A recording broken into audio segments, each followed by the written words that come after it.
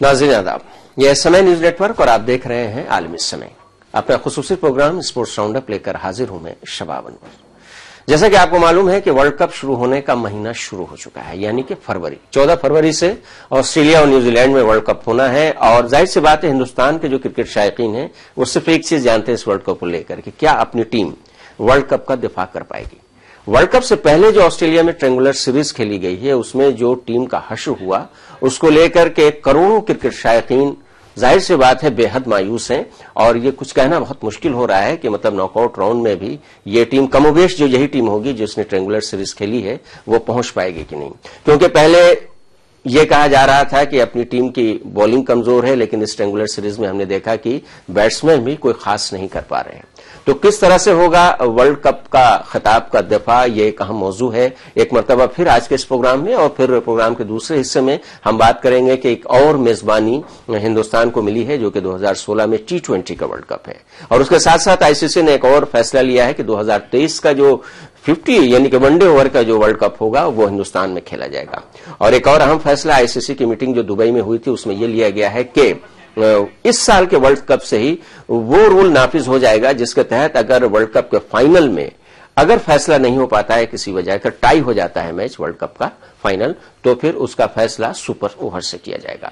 ये दो ऐसे मौजूआत हैं जिन पर हम आज के प्रोग्राम में बातचीत करेंगे और इसके लिए दो एक्सपर्ट हमारे साथ स्टूडियो में मौजूद हैं, जनाब मंसूरुद्दीन फरीदी और जनाब आबिद अली साहब। और इसके अलावा फोनलाइन पर भी हमारे साथ कुछ लोग रहेंगे। तो आइए शुरू करते हैं अपना खुसूसी प्रोग्राम स्पोर्ट्स राउंडअप।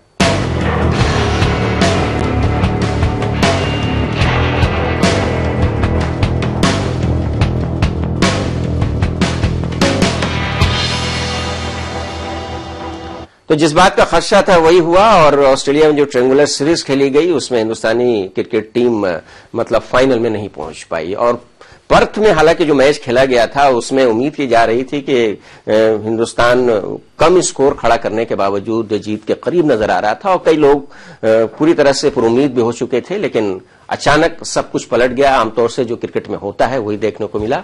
और बैट्समैन और बॉलिंग दोनों की बात अगर की जाए, और मैं तो इसमें फील्डिंग का भी इजाफा करूंगा कि हर सेक्शन में एक मरतबा फिर हिंदुस्तानी टीम जो है नाकाम नजर आई और इंग्लैंड ने आसानी से और दिलचस्प तरीके से कहा जाए कि उस मैच को जीता। इस मैच को अगर छोड़ दिया जाए तो बहुत सारी ऐसी चीजें हैं, जैसे कि हमने शुरू में जिक्र किया कि पहले कमजोर बॉलिंग की बात कही दी जा रही थी, उसकी दुहाई दी जा रही थी, लेकिन अब तो इस ट्रायंगुलर सीरीज में बैटिंग भी काफी कमजोर है। दो एक्सपर्ट हमारे साथ स्टूडियो में, फजल इमाम मलिक साहब एक और सीनियर जर्नलिस्ट हमारे साथ फोनलाइन पर है। मंसूर साहब से हम गुफ्तगू का आगाज करना चाहेंगे। मंसूरुद्दीन फरीदी साहब, अब क्या हो गया? पहले आप ही लोग कहते थे कि नहीं बॉलिंग कमजोर है, सिर्फ बैटिंग का शोबा बहुत मजबूत है हमारा, हम वापसी करेंगे वनडे में, लेकिन इस ट्रायंगुलर सीरीज में तो कुछ भी देखने को नहीं मिला। बेशक शबाब भाई, देखिए हम लोग जो बात करते थे वो हम लोग देखिए धोनी की वापसी के बाद ये उम्मीद बनी थी कि वनडे में कम से कम वनडे में हिंदुस्तान की परफॉर्मेंस बेहतर हो जाएगी और इस बात की सबको उम्मीद थी। लेकिन देखिए एक चीज है, इस खेल में सबसे बड़ा फैक्टर जो होता है वो होता है कॉन्फिडेंस, एतमाद, जो कि हमारी पूरी टीम में जो 68 दिनों में कोई मैच नहीं जीता तो वो एतमाद कहां से आएगा? वो उसी एतमाद की कमी है जो आज इस वनडे के मैचेस के अंदर नजर आ रही है। और वो चीज जो कल तक बॉलर्स के ऊपर हावी थी अब वो बैट्समैन के ऊपर हावी हो गई है। तो एक टीम को जो 68 दिनों से कोई मैच नहीं जीत पाई है उसके प्लेयर से बहुत जल्दी उनका ग्राफ उठाने की उम्मीद करना बहुत मुश्किल है। हम इस बात आप कह सकते हैं कि कल तक जो बॉलर नाकाम हो रहे थे जो आज भी नाकाम है, अब यही सिचुएशन बैट्समैन के साथ है। उसका देखिए बुनियादी सबब यह है कि टीम में एक तो बुनियादी तौर पर कुछ न कुछ गड़बड़ है, जिससे पहले भी इस पर हम लोग बात कर चुके हैं। मैदान के बाहर जो कुछ हो रहा है उसका असर टीम पर भी पड़ रहा है। अंदर टीम के अंदर ड्रेसिंग रूम में अंदर कुछ चीजें हैं जो इफेक्ट कर रही हैं टीम की। वरना धोनी की वापसी के बाद कम से कम ये उम्मीद थी कि टीम की स्पिरिट बढ़ेगी, टीम वनडे में कुछ करेगी। लेकिन अगर टीम उसमें कुछ नहीं कर पा रही है तो यहां पर कुछ न कुछ प्रॉब्लम है टीम के ड्रेसिंग रूम के अंदर। वरना और दूसरी चीज ये कि हर जो बैट्समैन हमारे हैं उनकी एक कमजोरी नजर आई फास्ट बॉलिंग के अगेंस्ट में, वो एक्सपोज हो गई दोबारा कि हम शॉर्ट बॉलों के खिलाफ नाकाम रहे हैं, हम नहीं खेल पाए इसको। पूरी तरह से टीम इंडिया एक्सपोज हो गई है। किस तरह से गैर मुल्की मैदान पर पूरी तरह से हथियार एक तरह से कहा जाए कि डाल दिया है। हालांकि अभी वर्ल्ड कप में क्या होगा ये तो आने वाला वक्त बताएगा। इससे पहले कि हम जाएं फजल साहब के पास, आबिद अली साहब से रिएक्शन लेना चाहेंगे। आबिद साहब, एक नया रिकॉर्ड बनाया है, एक ऐसा रिकॉर्ड टीम इंडिया का है जिस पर जाहिर सी बात है हम फख्र नहीं कर सकते। ये 45 साल बाद ऐसा हुआ है कि ऑस्ट्रेलिया में एक भी मैच पूरी सीरीज में हिंदुस्तान की टीम नहीं जीत सकी है। ये टीम टेस्ट मैच में भी हुआ, वनडे सीरीज में भी हम कुछ नहीं कर पाए, क्या इसके सहारे हम उम्मीद कर सकते हैं कि कमोबेश यही टीम वर्ल्ड कप का दिफा करेगी अगर वनडे की बात करें? देखिए, जब इस नई टीम का ऐलान हुआ था वर्ल्ड कप के लिए तो लग रहा था कि कमोबेश ठीक है, कुछ 2-4 फैसलों पर जरूर लोगों की राय मुख्तलिफ थी, लेकिन कुल मिलाकर के टीम बैलेंस थी और कहा जा रहा था कि बहुत अच्छा परफॉर्मेंस करेगी। कागजी लेवल पर अगर देखा जाए तो कागजी सतह पर टीम अच्छी है और करने का जज्बा है और इसमें काफी टैलेंटेड प्लेयर हैं। लेकिन सिर्फ कागज पर प्लेयर के बड़े नामों से काम नहीं चलता है, असल मामला है मैदान पर आप कैसा परफॉर्मेंस कर रहे हैं। बैरूनी ममालिक में हमारा जो परफॉर्मेंस है पहले से ही काफी अच्छा नहीं रहा है। बीच में कुछ हालांकि वक्फा ऐसा आया कि बैरूनी ममालिक में भी अच्छी परफॉर्मेंस हमारे यही खिलाड़ी करते रहे हैं, लेकिन अब फिर दोबारा से अगर ऐसा हो रहा है और इतने दिनों से कोई मैच नहीं जीत पा रहे हैं और खास करके ऑस्ट्रेलिया में जहां के अभी मैच शुरू होने वाला, वर्ल्ड कप शुरू होने वाला है, वहां नहीं जीत पा रहे हैं, तो जाहिर सी बात है ये फिक्र की बात है और मतलब शॉकिंग न्यूज है। हम लोगों को ऐसी खराब परफॉर्मेंस की उम्मीद नहीं थी कि वर्ल्ड कप से पहले इतनी खराब परफॉर्मेंस करेंगे। जाहिर सी बात है वर्ल्ड कप की तैयारियों के लिए बहुत बड़ा, हालांकि अभी वक्त है, टीम मैनेजमेंट जो है टीम का किस तरह से कॉम्बिनेशन होना चाहिए इस पर अभी फैसला ले सकती है। फजल इमाम मलिक साहब आज स्टूडियो में नहीं है, फोन लाइन पर हमारे साथ मौजूद है। फजल साहब, ये जो ट्रायंगुलर सीरीज में जो हिंदुस्तानी टीम का परफॉर्मेंस हुआ है उसको पेश नजर रखते हुए वर्ल्ड कप के बारे में क्या इम्कान लगाया जा सकता है? क्योंकि एक दोहरा दबाव है हिंदुस्तान पर, एक पहला दबाव है कि बाहर खेलना है वर्ल्ड कप और दूसरा जो सबसे बड़ा दबाव है कि अपने वर्ल्ड कप यानी चैंपियनशिप का दिफा करना है। नहीं, देखिए शबाब भाई, सबसे बड़ी चीज ये है कि जिस तरह का हमारा परफॉर्मेंस ट्रायंगुलर सीरीज में रहा जी, तो उसकी बना पर हम वर्ल्ड कप का दफा करने की कोशिश करेंगे। मुझे लगता है कि एक टीम इसमें कामयाब नहीं हो पाएगी, क्योंकि जिस तरह की टीम हमारी खेली, ठीक है कि बॉलिंग हमारी सबसे कमजोर कड़ी है, हम लोग बार बार इसका जिक्र करते रहे और मंसूर ने जिस बात की तरफ कहा कि मंसूर ने कहा अभी कि मुझे वही भी वो बात लगती है कि टीम में कहीं न कहीं कुछ ईगो का मसला है, कुछ ईगो प्रॉब्लम है, टीम में वो एकजुटता नहीं है। कहीं विराट कोहली वर्सेस महेंद्र सिंह धोनी या महेंद्र सिंह धोनी वर्सेस रवि शास्त्री, ये मसला कहीं न कहीं है और इसकी वजह से टीम जो है ना जिस तरह का परफॉर्म कर रही है, हमारी बल्लेबाजी इतनी खराब नहीं है जिस तरह का परफॉर्म वो। और ये भी खबर आ रही है फजल साहब कि इस वर्ल्ड कप के बाद हिंदुस्तानी टीम जो है, टीम इंडिया जो है, मतलब के धोनी मुक्त हो जाएगी। नहीं हो सकता है। देखिए आप जब तक होता है एक है कि बार बार ये कि आपको 22 गज के पिच पे ही सारा कुछ करना होता है, वहां आपका परफॉर्मेंस ठीक नहीं रहेगी, आपकी कप्तानी ठीक नहीं रहेगी। अब आखिरी जो इंग्लैंड के साथ हमारा मैच हुआ उसमें शहबाज साहब आपने टैक्टिकल गलतियां की। आपने दो स्पिनर, बल्कि अगर सुरेश रैना को जोड़ दिया जाए तो 3 स्पिनर आपने खिलाए, जबकि गाबा की पिच को लेकर ये बार बार बात कही जाती रही कि वहां की पिच जो है तेज गेंदबाजों के लिए मुफीद साबित होती रही है। तो आप वहां 3 स्पिनर, आप देखिए कि हम एक वक्त में हमने 5 विकेट 65-66 रन पे टपका चुके थे, ले चुके थे। स्पिनर्स में जिस आसानी से इंग्लैंड के बल्लेबाजों ने रन बनाया, उससे धोनी की कहीं कि वो टैक्टिकल खामी उभर कर सामने आए।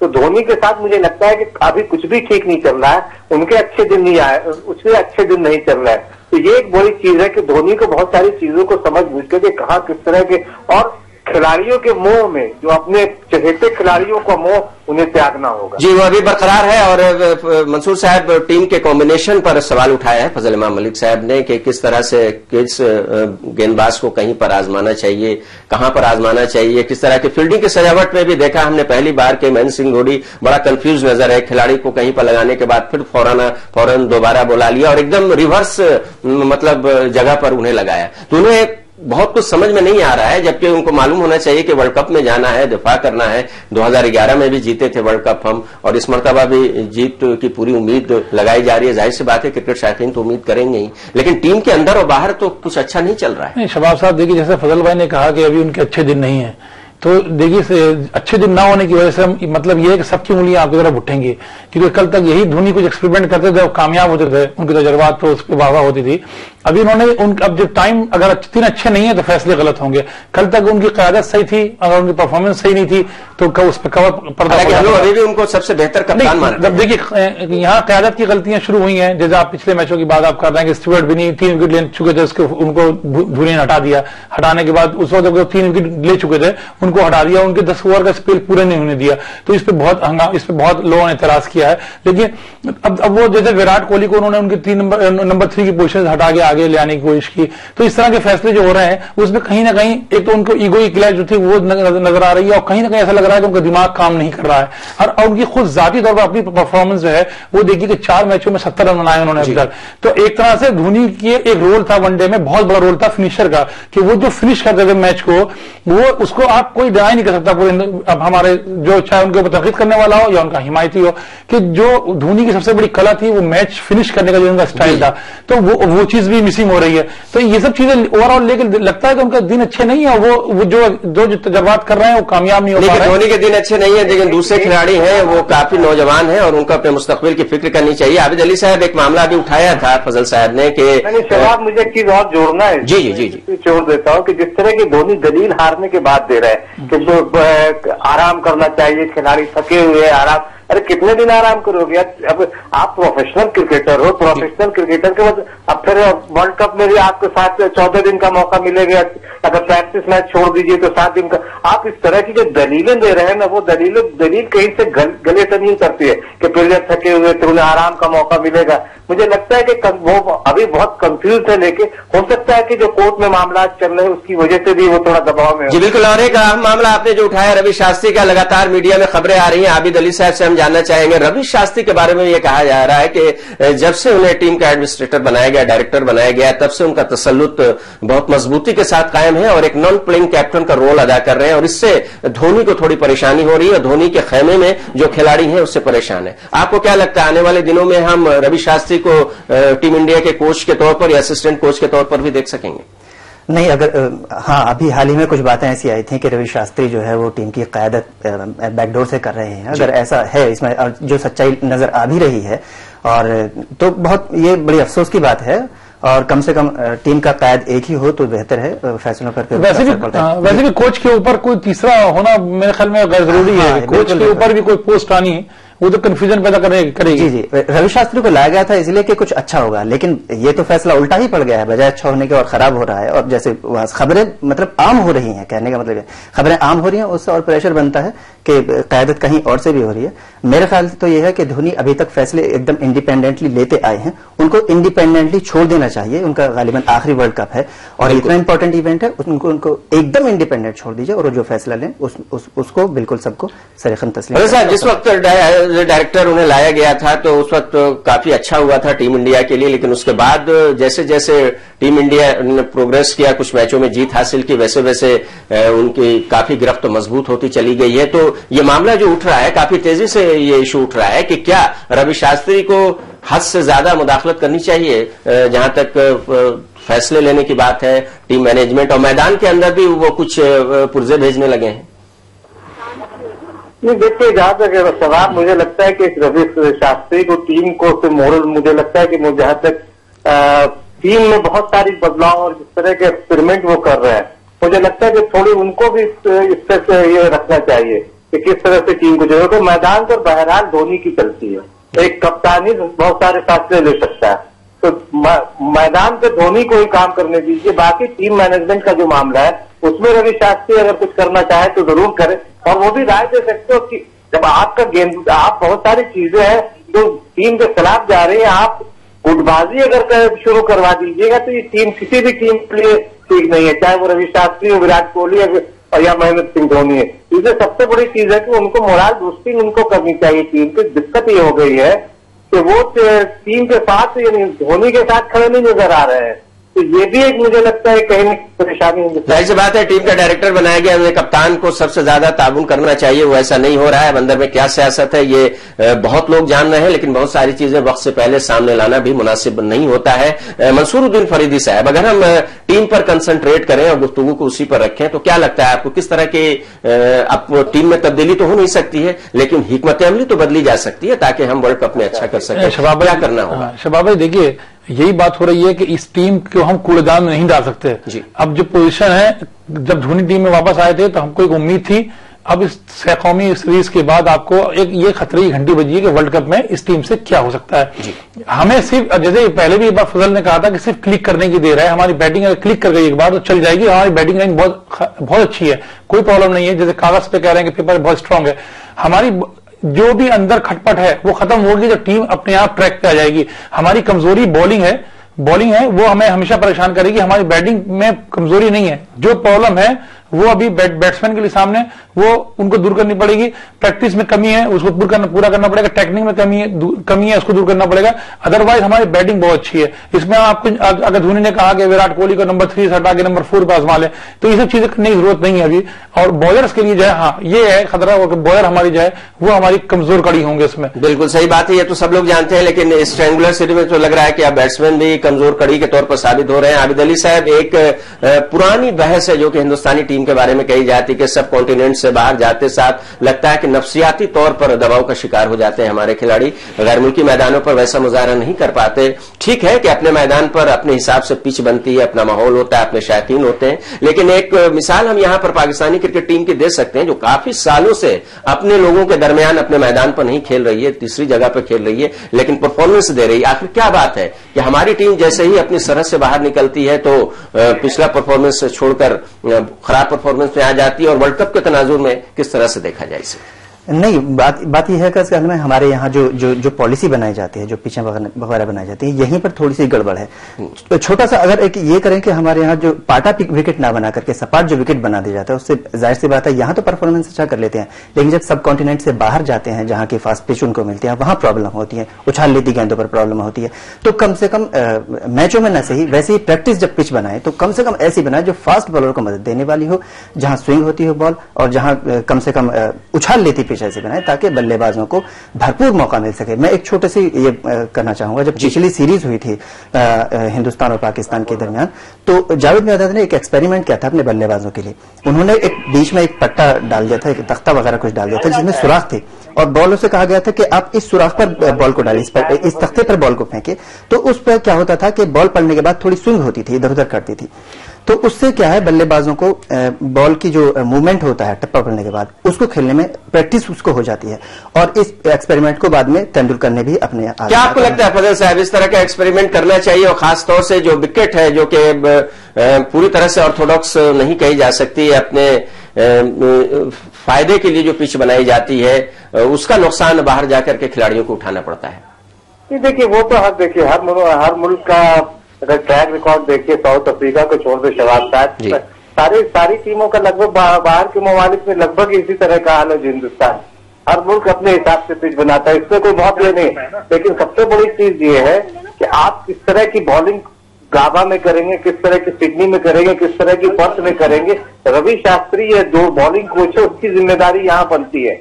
आप थोड़ा सा भी डेविएट अगर वहां करते हैं तो आपके पास, क्योंकि आपके पास वो सारी चीजें है नहीं जो इंग्लैंड के गेंदबाजों के पास। पहले बहुत सारी बातें इस तरह की कही जा रही हैं, टीम इंडिया को, टीम मैनेजमेंट को, टीम के कप्तान को, टीम के खिलाड़ियों को तरह तरह की बातें बताई जा रही हैं, और ये टीम के हक में बताई जा रही हैं। अभी वक्त है, हालांकि उल्टी गिनती शुरू हो चुकी है, 14 फरवरी से वर्ल्ड कप शुरू हो जाएगा, लेकिन अभी भी वक्त है। अगर टीम मैनेजमेंट पूरी तरह से खिलाड़ियों को मुत्तहिद करे और नए फॉर्मेट के साथ, अगर वर्ल्ड कप में नए इरादे के साथ अगर हम उतरते हैं, तो कोई ऐसी वजह नहीं कि हम अपने खिताब का दिफा नहीं कर सकते। यहां पर ब्रेक का वक्त हो गया। फजल इमाम अली साहब हमारे साथ जुड़े रहेंगे फोन लाइन पर। स्टूडियो में दोनों मेहमान हमारे मंसूरुद्दीन फरीदी और आबिद अली साहब स्टूडियो में रहेंगे। ब्रेक के बाद जब लौटेंगे तो बात करेंगे कि एक और कप जीतने का, एक और खिताब जीतने का हिंदुस्तान को मौका मिल रहा है, क्योंकि अपनी सरजमीन पर टीम इंडिया लगातार अच्छा मौका परफॉर्मेंस करती है, और T20 की तो वो बादशाह कहलाती है। 2016 का जो वर्ल्ड कप होगा T20 का, आईसीसी ने फैसला किया है कि वो हिंदुस्तान में खेला जाएगा। इसके अलावा आईसीसी ने 2023 के 50-50 ओवर यानी कि वनडे क्रिकेट की मेजबानी भी हिंदुस्तान को दी है। इस पर बात करेंगे सभी मेहमानों के साथ। फौरन लौटते हैं।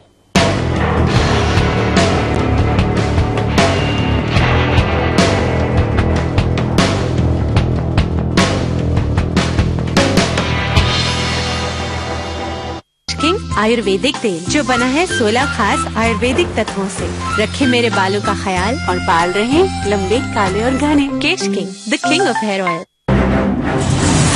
बदलते हुए आलमी मनजरनामे और मुस्लिम दुनिया का मुकम्मल जायजा, मुल्क के सियासी उथल पुथल का गैर जानिबदाराना तज्जिया, रियासतों की सियासी व समाजी सरगर्मियों पर बहस, अदब का निगार खाना, मजहब और माहौलियात पर मालूमाती मज़ामीन, हर हफ्ते नए मौज़ूआत और नए रंग के साथ मुस्बत और तामीरी सहाफत का अलंबरदार उर्दू हफ्तरोज़ा आलमी सहारा, यानी समाज और सियासत का जामे जहानुमा इंटरनेट पर भी कर सकते हैं इसका नजारा। लॉग ऑन करें www.alamisahara.com। समय परिवर्तन है, समय संजीवनी है, समय मनुष्य है, वर्तमान है, भविष्य है, मासूम ममता की मीठी सी झपकी है। समय सभी का है, समय तुम्हारा है, हम समय, ये समय हमारा है। रहिए समय के साथ।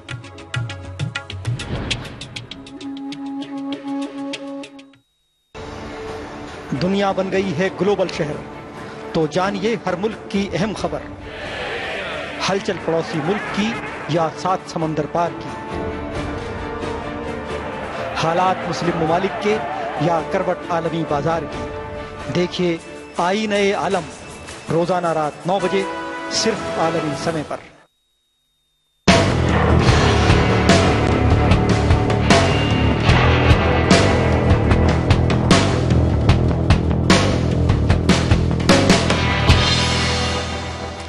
वक्फे के बाद एक बार फिर आपका खैर मकदम है। आप देख रहे हैं हमारा हफ्तावार programme sports round up. Studio में मौजूद हैं दो एक्सपर्ट मंसूरुद्दीन फरीदी और आबिद अली साहब, और फोन लाइन पर एक सीनियर स्पोर्ट्स जर्नलिस्ट फजल इमाम मलिक।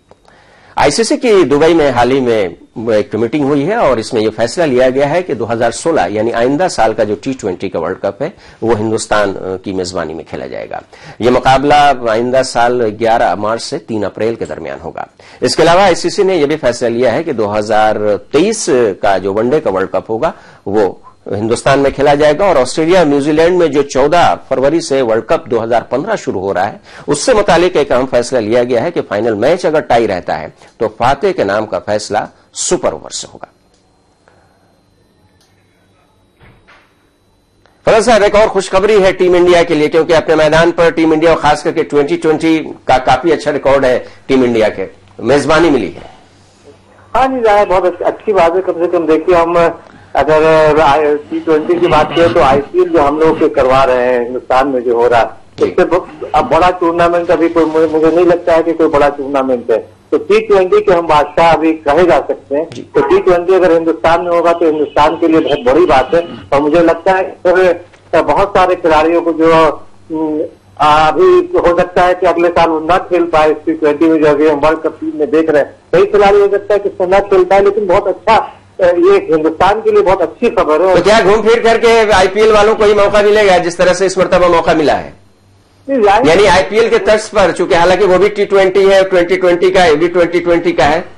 नहीं, देखिए जिस तरह से शबाबी हमारे यहाँ टीम का चुनाव हो रहा है वो पूरे आईपीएल के बुनियाद पर। मैं आपको बता रहा हूँ, अभी रणजी ट्रॉफी हम दिल्ली में लगातार देखने जा रहे हैं, उसमें कोई भी सिलेक्टर मौजूद नहीं होता है। जब अभी हमने एक मैच देखा, जम्मू कश्मीर का मैच हुआ था रेलवे के खिलाफ, बहुत अच्छे पेसर है जम्मू कश्मीर के पास, उमर नजीर लेफ्टी है, उनको ग्रूम करने की जरूरत है। मुझे लगता है कि वो आने वाले दिनों में बहुत अच्छा करेंगे। बहुत अच्छी उछाल है, बहुत अच्छी तेजी है उनके पास, और वो काफी अच्छी अच्छे गेंदबाज है। इसी तरह से एक दो और है, तो आप जब तक उनको देखेंगे नहीं, उनके खेल को देखेंगे नहीं, आईपीएल से ही लेंगे, तो मुझे लगता है कि इस तरह के खिलाड़ियों को मौका देने की जरूरत है और ग्रूम करने की जरूरत है अगर आप अपनी टीम को बनाते हैं। बिल्कुल सही। मंसूरुद्दीन फरीदी साहब से हम जानना चाहेंगे, जाहिर सी बात है हर आदमी इस बात का खैर मकदम करेगा कि एक और वर्ल्ड कप की मेजबानी हिंदुस्तान को मिली है। 2016 का T20 वर्ल्ड कप, जिसे खेलने में हिंदुस्तान से ज्यादा महारत शायद किसी को हासिल हो। आपको क्या लगता है कि एक और खिताब जीतने का मौका हिंदुस्तान को अपनी मेजबानी में मिलने जा रहा है? बेशक देखिए, पहली बार हम जीत के बाहर से आए थे, इसलिए उसी वक्त हमें T20 का बादशाह कहा गया था। उस वक्त धोनी का उस वक्त उरूज हुआ था, आप देख रहे थे। अब एक ऐसा मौका हमारे सामने आया जब हमको अपने होम ग्राउंड के ऊपर खेलने का मौका मिलेगा। देखिए, उसमें जब पहली बार हम वर्ल्ड कप जीते थे तो हमारे ऊपर कोई प्रेशर नहीं था, लेकिन इस बार हमारे पास प्रेशर जरूर रहेगा एक होम ग्राउंड का। धोनी रहेंगे या नहीं? नहीं, धोनी इस पर हम लोग दाव लगा सकते हैं। लेकिन धोनी के बारे में फजल साहब ये खबर जरूर आ रही है कि 2015 का वनडे का वर्ल्ड कप, उसके बाद वो वनडे से रिटायरमेंट लेंगे, और 2016 का जो वर्ल्ड कप है सभी फॉर्मेट से अलविदा हो जाएंगे। तो कुछ उम्मीद है कि 2016 का वर्ल्ड कप शायद वो खेल पाए। बहुत मुश्किल है, हो सकता है अगर हालात साजगार रहे तो। हाँ, जाहिर है कि देखिए बार बार का अगर परफॉर्मेंस उनका ठीक रहा है। देखिए, अब हिंदुस्तानी क्रिकेट में सिर्फ मैदान के अंदर नहीं, मैदान के बाहर की भी बात करनी बहुत जरूरी हो गई। आबिद अली साहब, आपको क्या लगता है कि इस तरह की जो चीज है, मैदान के बाहर ही नहीं, अदालत की बात करनी। जी, अब तो अदालत तक मामला पहुंच गया है। आबिद अली साहब, T20 वर्ल्ड कप की मेजबानी मिली, बहुत अच्छी बात है। हिंदुस्तान T20 का बादशाह भी है, इसमें कोई अच्छी बात नहीं। हमारे खिलाड़ी T20 किसी भी मुल्क के खिलाड़ियों से बहुत ही बेहतर तरीके से खेलना चाहते हैं। आपको क्या लगता है कि मेजबानी का कितना फायदा हम उठा पाएंगे? हाँ, जाहिर सी बात है, हमारी जो टीम है वो अपने घरेलू मैदान पर बहुत अच्छा परफॉर्मेंस करती आई है। और आप देखिए, पिछला जो वर्ल्ड कप था 50 ओवर का, वो अपने ही मैदानों पर जीता था। और जाहिर सी बात है, मेजबानी का फायदा मिलेगा। काफी इंतजार हालांकि हिंदुस्तान को करना पड़ा T20 वर्ल्ड कप की मेजबानी के लिए। और पिछली बार जो ढाका में खेली गई थी, जो T20 वर्ल्ड कप खेला गया था बांग्लादेश में, उसमें रनर अप रही थी हमारी टीम। तो उम्मीद है कि पिछली बार जो चूक हो गई थी, कहिए किस्मत ने हमारा साथ नहीं दिया था, इस बार उस कमी को पूरा कर देंगे और इंशाल्लाह इस बार वर्ल्ड कप जीतेंगे। बात, एक छोटी सी बात मैं यहाँ एक छोटी सी बात धोनी के ताल्लुक से जरूर कहना चाहूंगा। धोनी चूंकि टेस्ट क्रिकेट से ऐसे सुबकदोश हो चुके हैं और अब उनका जैसा लग रहा है कि अदालती कार्रवाई है और ये है, बहुत सारे उनके टीम के साथ तनाजे सामने आने लगे हैं। रवि शास्त्री के साथ उनकी नहीं बन रही है, जो भी है, बल्कि अब जो क्या कहते हैं विराट कोहली के साथ भी थोड़ा सा तनाजा आने लगा है। तो ऐसा लगता है कि अब जो उनका ग्राफ है वो नीचे की तरफ जा रहा है। तो मेरी जो पर्सनल राय है वो ये है कि T20 वर्ल्ड कप के लिए किसी नए चेहरे को कप्तान के तौर पर ज्यादा देखा जाए तो ज्यादा बेहतर है। अरे शबाब भाई, एक चीज है कि टीम की परफॉर्मेंस के ऊपर आप बहस कर सकते हैं, क्या होगा क्या नहीं होगा, लेकिन एक चीज की गारंटी है कि BCCI का खजाना और बढ़ने वाला है इसके। तो एक बहुत बड़ा इंकशाफ किया। फजल साहब, आप क्या कहेंगे मंसूर साहब जो कह रहे हैं? नहीं, BCCI का खजाना तो फरीदी IPL से ही बहुत बढ़ रहा है और सारे घपले घोटाले इसी वजह से हो रहे हैं। बहरहाल ठीक है, सही कहा उन्होंने कि इससे BCCI को काफी फायदा होगा और BCCI इस तरह के टूर्नामेंट चाहता भी रहा है। लेकिन सबसे बड़ी चीज वही है कि आबिद साहब ने ठीक कहा कि किसी नए चेहरे को जरूर मौका देना चाहिए। क्योंकि देखिए, जब आप मुस्तकबिल की टीम तैयार करते हैं तो देखिए उसके लिए हमें किसी ऐसे अब नए खिलाड़ी को मौका देना चाहिए। लेकिन इस मुल्क की बदकिस्मती कहे या खिलाड़ियों की बदकिस्मती कहे, अच्छे खिलाड़ियों को उस तरह का मौका नहीं दिया जाता, जो उतना मौका नहीं दिया जाता जितना किसी एक मीडियोकर खिलाड़ी को दिया जाता। रविंद्र जडेजा धोनी की पसंद है, लगातार खेल रहे हैं। अब एक आध मैच अगर कोई जिता देता है, एक आध मैच में 30-40 रन किसी ने बना दिया, एक्स्ट्रा में एक आध मैच में 5-6 विकेट दे लिया, तो आप उसको लगातार मौके दे रहे हैं। लेकिन उसी लेवल के दूसरे खिलाड़ी, अब ईश्वर पांडे बेचारे का क्या कसूर है, जिसके लोग धोनी कहते हैं कि उन्हें और एक्सपोजर चाहिए, फॉरेन एक्सपोजर। आप खिलाते नहीं और फॉरेन एक्सपोजर की बात, तो हमें एक सेकंड लाइन तैयार करके रखनी चाहिए ताकि वो T20 हो या वनडे हो या टेस्ट मैच हो। मैंने फिर कहा, मैंने कुछ मैचेस देखे रणजी के अभी सवाल जी दिल्ली में पोटेंशियल है, टैलेंट है, उसका इस्तेमाल नहीं किया जा रहा है। टैलेंट सर्च मुहिम चलाने की जरूरत है, जो आमतौर से सरकारी मंसूबों में शामिल होती है खेलों के ताल्लुक से और दूसरे उमूर के ताल्लुक से भी। तो एक जरूरत इस बात की है कि जहां हम नई नई मेजबानी ले रहे हैं, इसमें कोई शक नहीं कि ICC में BCCI का तसल्लुत बहुत पहले से है, बहुत बड़ा उसका कद है ICC के अंदर, चाहे उसका सदर कोई भी हो, हमेशा BCCI की बातें सुनी जाती हैं। तो मेजबानी लेने और अपनी दूसरी बातों को मनवाने के साथ साथ हमें इस बात की भी कोशिश करनी चाहिए कि हम कम से कम सेकंड थर्ड लेयर की टीम भी तैयार करके रखें। जब हमने शुरू किया था चैंपियन ऑफ चैंपियंस के हिसाब से जो ट्रॉफी शुरू की थी अपने मुल्क में, इंटरनल डोमेस्टिक टूर्नामेंट होते थे 3 लेयर के टीम को लेकर के, तो उस लेयर की टीमें तैयार करने की भी काफी जरूरत है। हमारे तीनों एक्सपर्ट का यह कहना है कि बहुत सारे अभी भी नौजवान खिलाड़ी हैं जिन पर हमारे सेलेक्टरों की नजर नहीं जा रही है और वो जाना चाहिए। बहरहाल हम उम्मीद करेंगे अपने पहले सेगमेंट के तनाजुर में कि वर्ल्ड कप हिंदुस्तान के पास फिर से आ जाए और दूसरे सेगमेंट जो हमने बात की है 2016 के वर्ल्ड कप T20 की, तो उम्मीद की जानी चाहिए कि ये भी हमारे लिए कि टीम इंडिया के लिए काफी कारामद और अच्छा साबित होगा। प्रोग्राम का चूंकि वक्त खत्म हो गया, इसलिए हम मजीद बहस बातचीत यहां पर नहीं कर सकते। हम शुक्रिया अदा करेंगे फोन लाइन पर जुड़ने के लिए फजल इमाम मलिक साहब आपका, और स्टूडियो में आने के लिए अपने 2 एक्सपर्ट मंसूरुद्दीन फरीदी और आबिद अली साहब का। तो नाज़रीन, इस प्रोग्राम को यहीं पर खत्म करते हैं, आपको याद दिलाते हुए कि आप आलमी समय को इंटरनेट पर भी देख सकते हैं। लॉग ऑन करें हमारी वेबसाइट समयलाइव.com। तो फिलहाल शबाब अनवर को दीजिए इजाजत, लेकिन आप देखते रहिए 24 घंटे का उर्दू न्यूज चैनल आलमी समय।